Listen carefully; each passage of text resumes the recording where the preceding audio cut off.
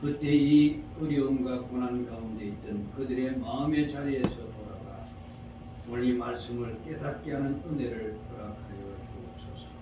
무지한 종의 입술을 주장하시고 진실로 이 말씀 안에 담겨있는 기이한 법들을 바르게 전할 수 있도록 도와주시기를 간절히 구하오며 우리 구주 예수님 이름으로 기도드리옵나이다. 모든 분들이 기도하고 염려해 준 덕분에 잘 다녀왔고요. 그리고 지금까지 노회에서 가는 그 여행 과정 중에서 참 신나는 그런 쪽에 초점을 맞추어져 있다가 이제 선교사들을 만나고 또한 그들과 함께 집회도 하고 거기서 또한 우리가 함께 하나됨을 위해서 했던 그 모든 시간들이 정말 이번에는 정말 부끄럽지 않게 다녀왔다라고 다들 그렇게 생각하는 것 같습니다. 그런데 참 안타까운 것은 그 태국 땅에 있는 영혼들은 그렇게 간절함이나 뭡니까 영혼에 대한 그런 애타는 마음이 전혀 없었습니다. 왜 그런가 하면은 그 땅에는 양식이 풍부합니다. 부족함이 없습니다. 아마 동남아 그 인도 차이나 반도에서 모든 것이 다 풍성한 것이 아마 태국이지 않을까 그런 생각이 듭니다. 그 사람들은 소득은 약 한 7,000불밖에 되지 않습니다. 우리하고는 엄청난 차이가 나죠. 대학 졸업해가지고 직장을 가져봐야 50만 원에서 60만 원 받는 게 고작입니다. 그리고 그는 빈부 차이가 너무 심하고요. 그런데도 불구하고 그 사람들이 간절함이 없는 것은 아무 곳이나 가도 과일 나무고 먹을 양식이 풍족하니까 그들이 뭐 살기 위해서 아둥거린다는가 그런 것은 전혀 없습니다. 없으면 없는 대로고 있으면 있는 자들은 막 풍성하게 그렇게 하는 거예요. 그래서 그 우리가 치앙마이는 못 가고 방콕에 있었던 것은 치앙마이를 가려면 방콕에서 또다시 비행기를 또다시 타야 됩니다. 그래서 이제 치앙마이에 있는 선교사를 불러내려서 여기서 우리가 집회를 했었는데 그분들이 이제 말이 그렇습니다. 우리가 왜 치앙마이에다가 선교의 틀을 잡고 있는가 그러니까 치앙마이에게 복음이 처음 들어간 장소라고 합니다. 그리고 지금까지도 치앙마이가 가장 기독교가 그래도 자리 잡고 활동할 수 있는 곳이기 때문에 그곳에 본부를 둘 수밖에 없다라고 그렇게 이야기했습니다. 그 사람들이 가지고 있는 가치관이나 우리가 가지고 있는 가치관이 전혀 다를 수밖에 없습니다. 그 사람들은 간절함이 없고 우리나라 사람들은 조그만 땅덩이에 묵고 살라 그러니까 부딪히고 싸워야 할 수밖에 없다 보니까 사람들이 빠릿빠릿하고 그거는 푹 퍼져가지고요 참 없어도 답답한 거 없고 그저 느긋하게 그랬습니다. 그래서 오늘 제가 말씀드리고 싶은 것은 우리 신자들이 가지고 있는 권세에 대해서 말씀을 좀 드리려고 합니다. 여러분은 여러분 자신이 이 세상에서 얼마나 가치 있는 존재인지 알고 계십니까? 사실 우리의 존재 가치를 모르면은 우리 자연적으로 세상에 눈이 갈 수밖에 없고 세상의 가치관을 따라갈 수밖에 없습니다. 사람은 누구나 다른 사람들에게 인정받는 사람이 되고 싶어 합니다. 가치 있는 인간이 되고 싶어 한단 말이죠. 그렇다면 여러분 가치 있는 인간이 되기 위해서 뭘 해야 합니까? 가치 있는 것으로 나를 꾸며야 됩니다. 그 가치 있는 것을 어떤 것을 가지고 여러분 가치 있다고 생각하십니까? 물론 사람들마다 다 바라보는 가치관이 다 다를 겁니다. 기준도 다를 수 있고 어떤 사람들은 돈이 있어야 내가 대접을 받는다라고 그렇게 생각하는 사람들도 있을 수 있고 돈은 뭐 필요하냐? 그래도 우리가 인격이 있어야 될 것 아니냐? 사람이 인격이 없으면 그게 사람이냐? 그거는 좀 놀러 계실 것이고 그래도 교회를 다니고 신앙생활을 한다 그러면 모든 것이 다 좋지만은 다른 어떤 것보다도 남을 섬길 수 있는 마음과 희생할 수 있는 각오, 그리고 헌신하고 사랑을 가장 가치의 중심에 두는 그런 분들이 있습니다. 그렇다면 여러분은 과연 무엇에다가 가치 기준을 두고 살아가십니까? 물론 신자들이니까, 천국의 소망을 가지고 있는 분들이니까 돈에다 가치를 두지는 않을 겁니다. 그럼 인격입니까? 그래도 내가 신자인데, 그래서 예수 그리스도 안에 우리가 사랑을 배웠고 헌신을 배우고 희생을 배웠는데 우리가 적어도 그렇게는 살아야 될 것 아니냐라는 그런 마음을 가지고 계신 분도 계실 겁니다. 하지만 먼저 우리가 생각해야 할 것은 내가 과연 내 삶 가운데 무엇을 버리고 무엇을 취하며 살아가고 있습니까? 우리가 버린다는 것은 나에게 필요 없기 때문에 버리는 거겠죠. 내가 취해야 한다는 것은 내가 꼭 필요하기 때문에 그걸 취해야 할 겁니다. 그것은 나를 가치 있는 인간으로 만들어주는 그런 것도 있을 것이고, 아니면 사람의 생각에 따라서 그거 뭐 별것 아니라고 생각하는 분도 계실 겁니다. 그러나 중요한 것은 우리가 과연 예수 그리스도를 정말 간절히 바라고 그분을 붙들기 위해서 내가 노력하고 있는가, 아니면 쓸데없는 세상 것에 내가 바라보면서 교회 왔을 때는 예수 그리스도를 붙들고 있지만은 내 실생활 속에 돌아가서는 외면하고 사는 것은 아닌가, 이걸 한번 생각해 보자는 겁니다. 분명히 여러분이 성령이 함께 하시는 신자라고 한다면은 필연코 성령은 우리 마음에 감동을 일으켜서 우리가 가는 방향을 예수 그리스도께로 이끌어 가려고 하는 간섭함이 우리 안에 나타나고 있습니다. 물론 우리의 삶은 그렇게 따라가지는 못하지만은 그래도 우리 마음 가운데서는 이러면 안 된다라고 하는 내 안에 외침들이 있을 겁니다.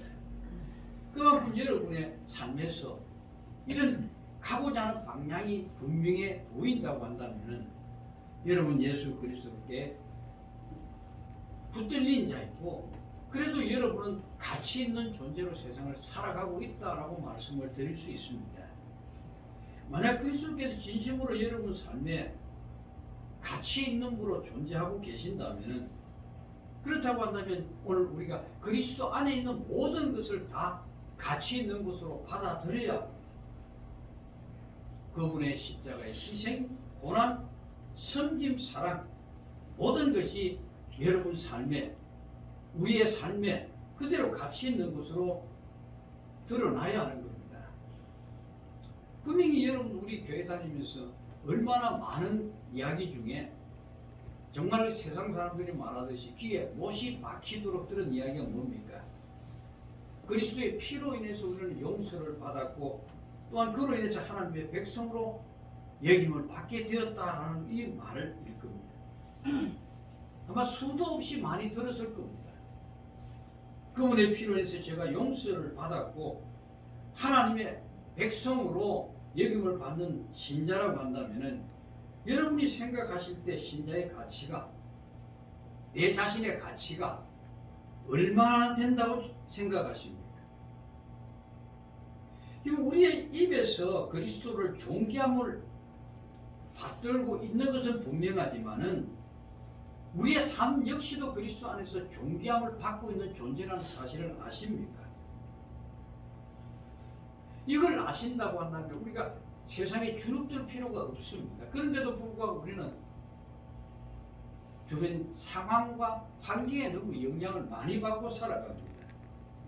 어쩌면 우리 입으로는 그리스도를 높이고 있지만은 실제 삶에서는 주일날은 하나님을 섬기지만 그 다음 날은 하나님이 필요 없는 존재로 살고 있는지도 모르겠습니다.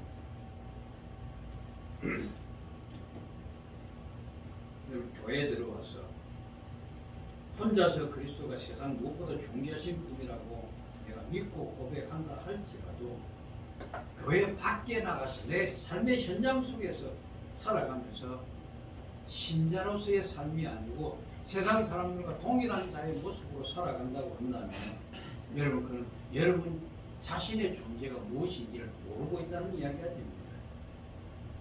여러분 신자의 가치대로 신자에 의해서 그것이 세워져야 합니다. 근데 신자가 스스로 그 가치를 무너뜨리고 있는 것이 오늘의 현실이라 하면 여러분 믿으시겠습니까? 그럼 신자됨의 가치를 모르고 살아가는 사람은요, 결국 그리스도의 고난에도 별로 마음을 쓰지 않습니다. 신자로서 어떻게 살아가야 하는지에도 관심을 둘 필요가 없고요. 하나님 앞에서 신자됨의 가치보다는 세상 속에서 어떻게 살아갈 것인가, 그들 속에서 내가 지지 않는 인간으로 살기 위해서 발부둥 칠 수밖에 없을 겁니다. 그렇기 위해서는 어떻게 합니까? 그들과 같아져야 되죠. 그들과 싸워야 하고 그들이 지지 않도록 열심히 뛰어야 합니다. 그러나 여러분 3절에 보시면 내가 나의 두 정인에게 권세를 주리니 그들이 굵은 베옷을 입고 1260일을 예언하리라 라는 말씀이 나옵니다. 이게 이 두 정인, 이 두 정인은 굵은 베옷을 입고 있습니다. 그리고 뭐라 그럽니까? 1260일 동안을 예언한다는 것은 무슨 말인가 하면 2절에 나온 42달과 연관이 있습니다. 42달을 계산해 보면 1260일이 됩니다.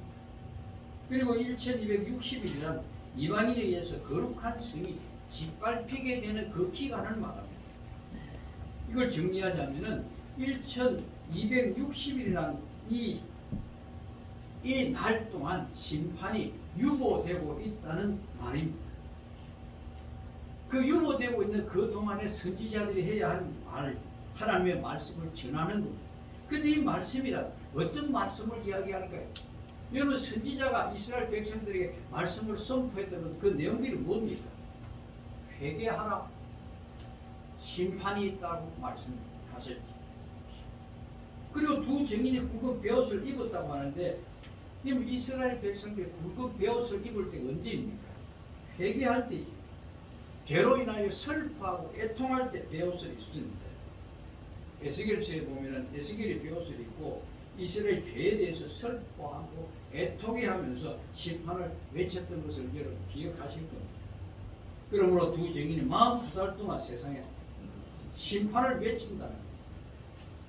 이방인에 의해서 짓밟힘을 받는 하나님의 백성들을 향해서 심판을 외친다는 것. 이것이 주 앞에서 선지자들이 해야 할 일입니다. 이 또한 오늘날 주님 앞에 살아가는 하나님의 백성들인 신자된 우리들이 그리스도의 증인으로 해야 하는 일이기도 합니다. 그리고 4절에 보시면 두 정인을 어떻게 또 표현하면 두 감람나무, 두 촛대라고 말합니다. 두 감람나무가 두 촛대는 스가랴에 나오는 수룹바벨과 여호수아를 가르치는 말입니다. 수룹바벨은 누구였습니까? 왕이었죠.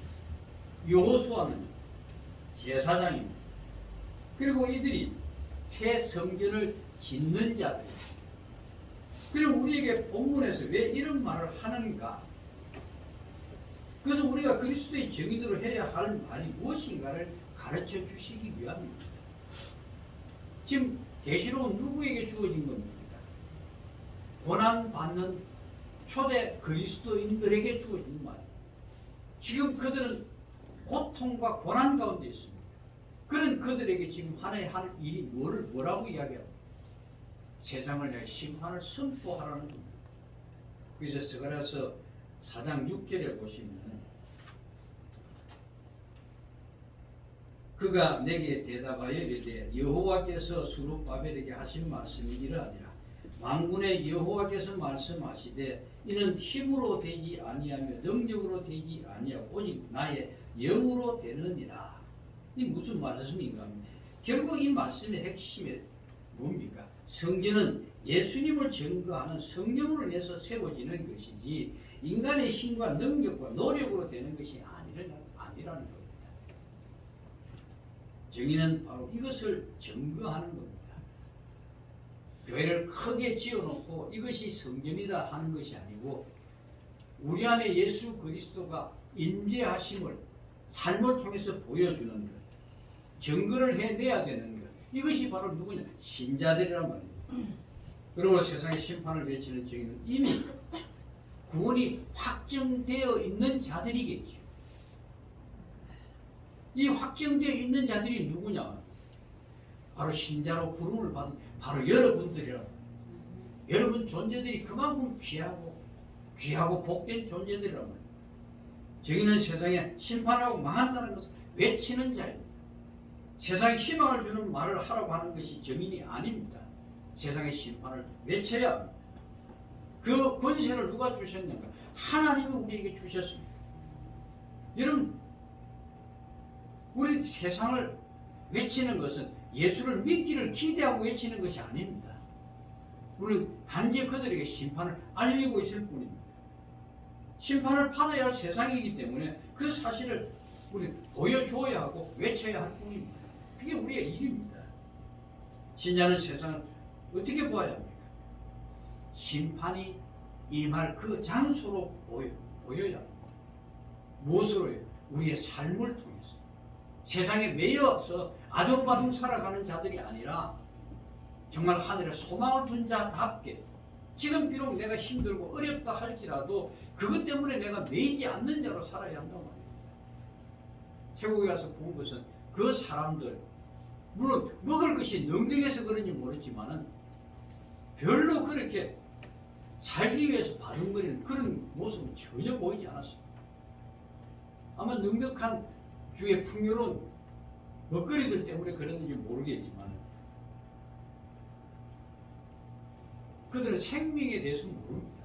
그저 부처 앞에 가서 편안하게 사는 것을 원하는 그걸 비는 것이죠. 우리는 그렇지 않습니다. 우리 생명을 가진 자들입니다. 세상이 알지 못하는 생명을 가진 하나님의 백성들로서 세상의 모든 영혼들을 긍휼히 여기시고 그들이 돌아오든 돌아오지 않든 우리는 단지 외칠 뿐입니다. 하나님 그렇게 하라고 하시는 거예요. 그래서 우리 스스로를 물어보십시다. 나는 과연 정인으로서 살고 있는가? 과연 우리는 예수 믿는다는 것을 무엇으로 보여주고 있습니까? 분명히 성경에는 많은 표현들이 있습니다. 신자를 나그네라고 이야기하죠. 나그네라는 것은 한 군데 정착하는 자들이 아닙니다. 아무리 태국에 가서 우리가 좋은 자리 있고 그렇게 한다 그래도 우리는 그곳에 며칠 있으면 떠나올 사람입니다. 우리가 천국에 소망을 두고 내 곳이 내 처소가 천국에 있다고 한다면 우리 세상에 어떻게 살아야 합니까? 매일 필요가 없는 것이지. 그래서 구원은 오직 신자가 가지고 있는 특권입니다. 그 특권을 가진 자로 세상을 살기 때문에 세상에 부질없는 것에 매일 이리저리 끌려다닐 필요가 없는 겁니다. 그럼 세상의 심판이 떨어지는 장소인 줄 안다고 한다. 소돔과 고모라를 바라보는 롯의 그 눈에 얼마나 놀랐으면은 처음에는 쏘아에 거주하려고 그러다가 산으로 도망가지 않습니다. 바로 우리 세상을 그렇게 보아야 합니다. 그건 우리가 정착할 수 있는 장소가 아닙니다.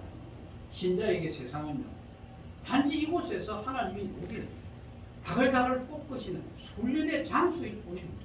이곳에서 죄를 깨닫게 하고 하나님의 거룩한 백성이 부름을 받은 자가 어떤 것을 소망하고 바라봐야 할 것이 그것을 포기하는 훈련의 장소일 뿐이라고 합니다.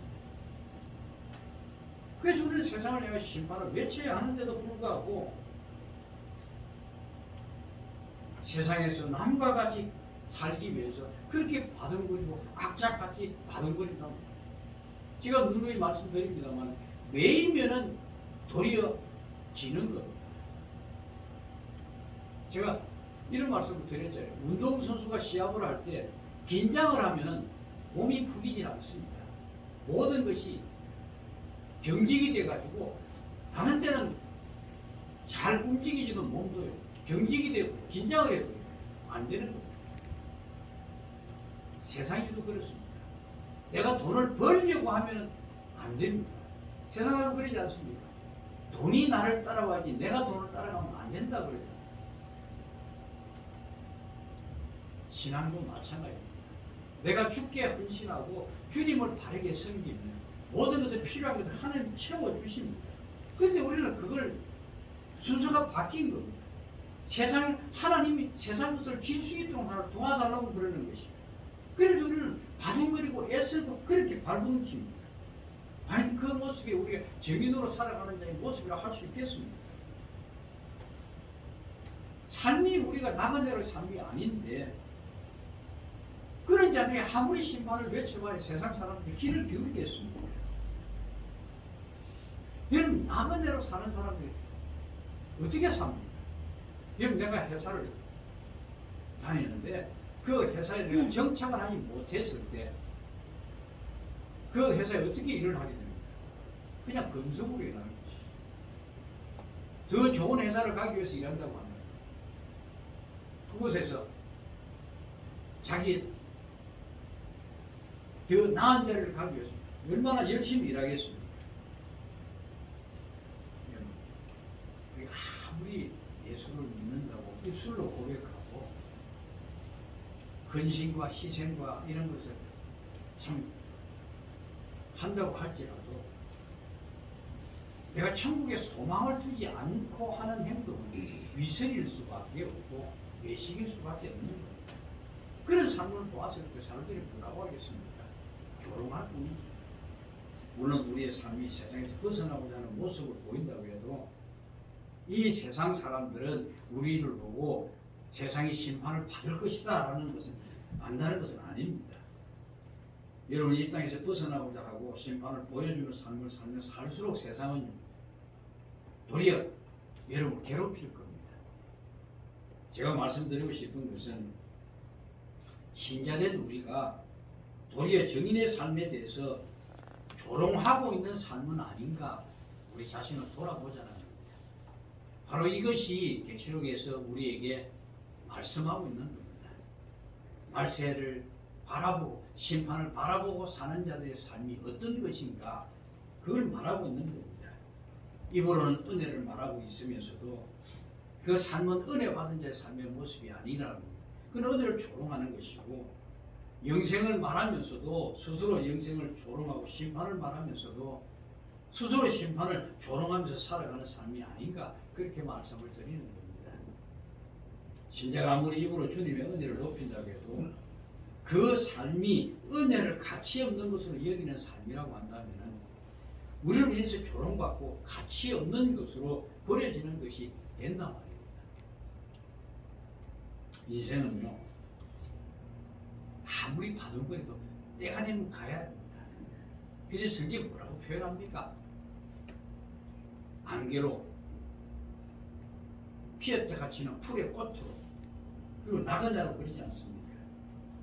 인생을 이렇게 비유하는 것은 신자는 세상에서 정착하기 위해서 사는 자가 아니라 세상을 떠나야 하고 세상에 뿌리를 내리지 말아야 한다고 가르쳐주고 있는 겁니다. 여러분 참 놀라운 것이 뭔지 아세요? 우리 모두가 창세전에 택함을 받았다는 이 놀라운 사실이 여러분 실감이 가십니까? 성경이 창세전에 우리를 택했다고 하는 것은 뭘 말합니까? 하나님의 창조 사건 이전의 모든 계획 안에서 이미 우리는 하나님의 선택받은 자로 말뚝을 박혀 있단 말이에요. 이런 여러분이 어디로 도망가겠습니까? 못 갑니다. 하나님이 포기하시는 분입니까? 아닙니다. 하나님은 하나님이 하시고자 하는 일을 이루고 마실 분입니다. 그 권능을 무엇으로 보여주셨습니까? 세상의 창조 사건으로 우리에게 보여주신 거란 말입니다. 그러면 현재 우리가 하나님이 나를 부르신 목적이 뭔지 알아야 될 것 아닙니까?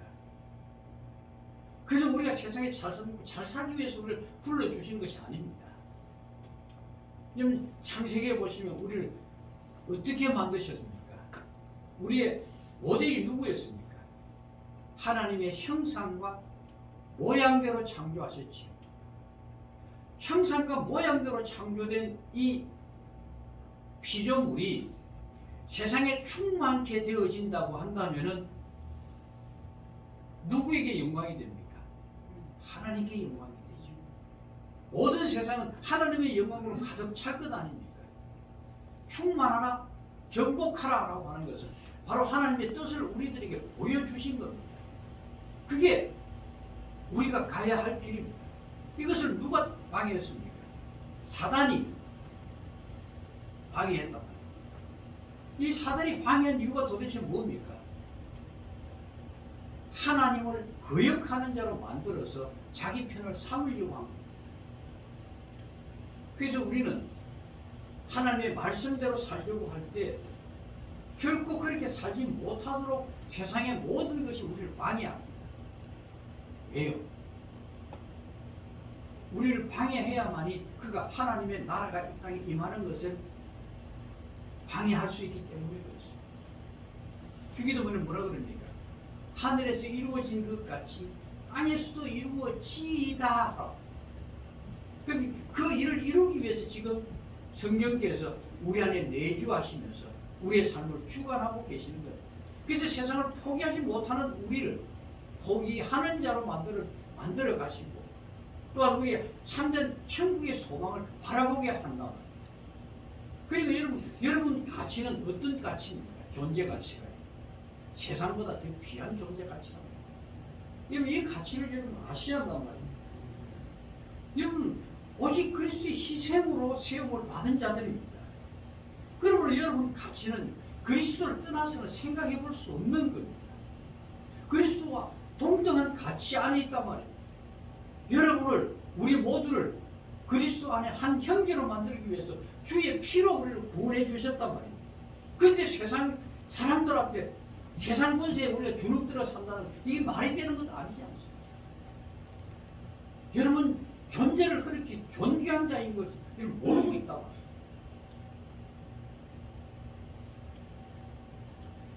본문에 보시면 정인에게 권세를 주었다고 말합니다. 그리고 이 두 정인이 세상을 심판을 외쳤다고 한다면 그것은 하늘의 권세를 가지고 외친 것이지요. 이스라엘이 선지자의 말들을 듣지 않고 망하게 되었어요. 그건 우리에게 뭘 보여줍니까? 말씀을 거역하는 자는 이렇게 심판을 받을 수밖에 없다라는 것을 모범적으로 보여준 모델이 된단 말입니다. 5절에 보시면 만일 누구든지 그들을 해하고자 하면 그들의 입에서 불이 나와서 그들 원수를 삼켜버릴 것이요 누구든지 그들을 해하고자 하면 반드시 그와 같이 죽음을 당할 여기 그들이라고 하는 자들은 누굽니까? 권세를 받아서 예언하는 정인들을 말합니다. 누구든지 이들을 해하고자 하면 그들의 입에서 불이 나와서 그 원수를 소멸한다는 이 말씀을 여기서 해석하려고 하지 마시고 구약 성경으로 돌아가 보시면 좀 도움이 되실 겁니다.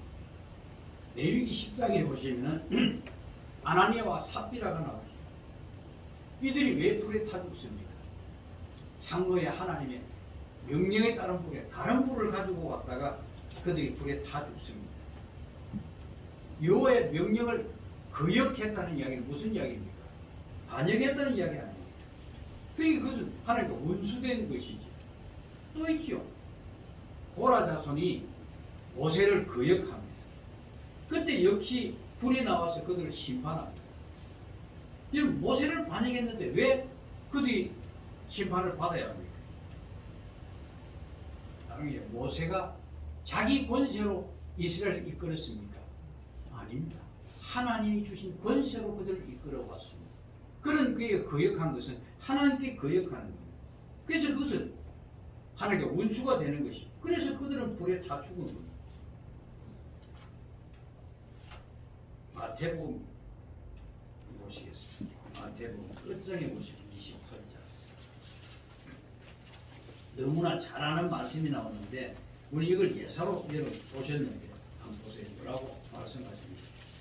18절, 19절 보시면 예수께서 나와 말씀하여 이르시되 하늘과 땅의 모든 권세를 내게 주셨으니 그러므로 너희는 가서 모든 민족을 제자로 삼아 아버지와 아들과 성령의 이름을 세례를 베풀고 내가 너희의 분부한 모든 것을 가르쳐 지키게 하라. 볼지어다 내가 세상 끝날까지 너희와 항상 함께 있으리라. 이게 뭐라 그러니? 하늘과 땅의 모든 권세를 받으신 예수께서 우리에게 명령하셨다고 하는 것은 뭡니까? 그분이 가지고 있는 모든 권세를 우리에게 위임해 주셨다는 것 아닙니까? 그래서 너희가 가서 세상의 모든 족속을 제자로 삼아 성령으로 세례를 주라고 말씀하시는 거예요. 그러니까 여러분에게 있는 권세는 바로 예수께서 우리에게 주신 그 권세란 말입니다. 여러분 그런 하늘의 권세를 받았다는 사실을 여러분 실감하십니까? 못하시지요. 그래서 예수 믿는 자들은 말 한말을 조심해야 그 말에는 권세가 있기 때문에 말로 내가 망할 수가 있는 겁니다. 그래서 복된 말을 해야 되고 감사를 고백해야 하고 찬양이 저절로 나와져야 되는 겁니다. 그럼 여러분 삶이 부해지는 겁니다. 바로 그 하늘의 권세를 경험할 수 있는 것이 바로 여러분 모든 것이 여러분 감사로 고백되어질 때 그리고 세상을 향해서는 뭡니까?